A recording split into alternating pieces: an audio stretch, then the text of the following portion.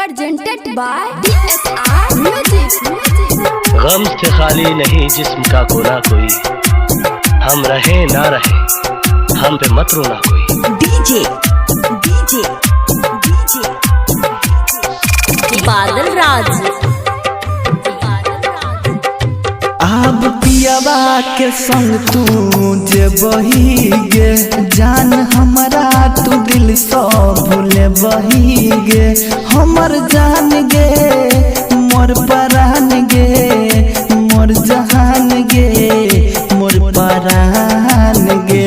अब की है तई हमर जब ही पियाबा के घर, जब ही पियाबा के घर, जब ही पियाबा के घर, जब ही पियाबा के घर। बुला लीजिए।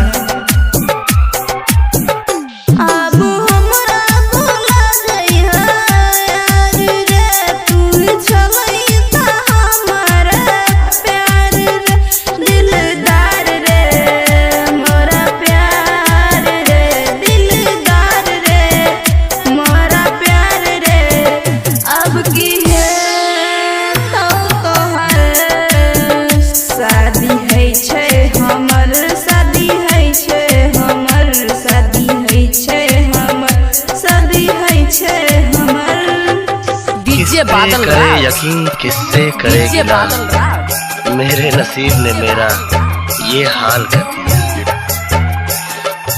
अरे सावन में रेगिस्तान लगता है, ये घर मेरा खाली मकान लगता है।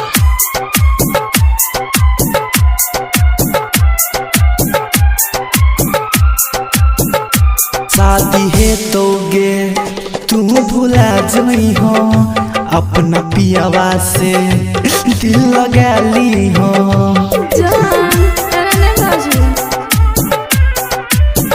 गे शादी है तो गे तू भुला जई हो, अपना पियावा से दिल लगा ली हो।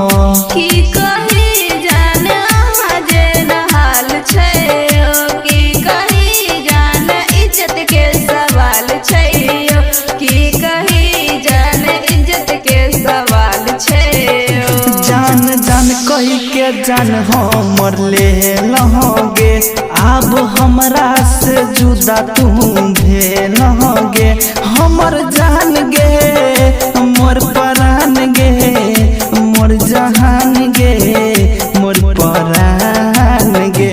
अब की है तई हमर जब ही पियाबा के घर, जब ही पियाबा के घर, जब ही पियाबा के घर, जब ही पियाबा के घर। डीजे बादल राज, डीजे बादल राज। मोहब्बत का दर्द बड़ा जानलेवा होता है पूजा जी, मैंने तो तुम्हें माफ किया,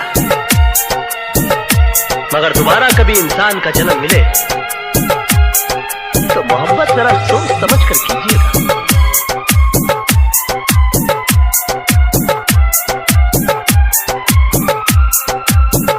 चांद देखते ही याद करबोगे, सब ओकरे हम बात कहबोगे।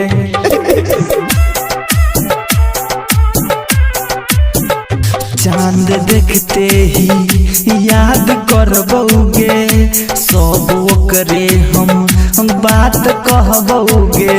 दीपक दिलदार मन अहाने पन छोट करियो, अब का शादी हमर सपोर्ट करियो, अब का शादी हमर सपोर्ट करियो। दिल फाटल छै हमर कोना सी बही गे, तोरा बिन हम कोनाया बजी बही गे। हमर जान गे मोर परान गे, मोर जहान गे मोर परान गे। अब की है तई हमर जब ही पियाबा के घर, जब ही पियाबा के घर, जब ही पियाबा के घर, जब ही पियाबा के घर। presented by DSR Music।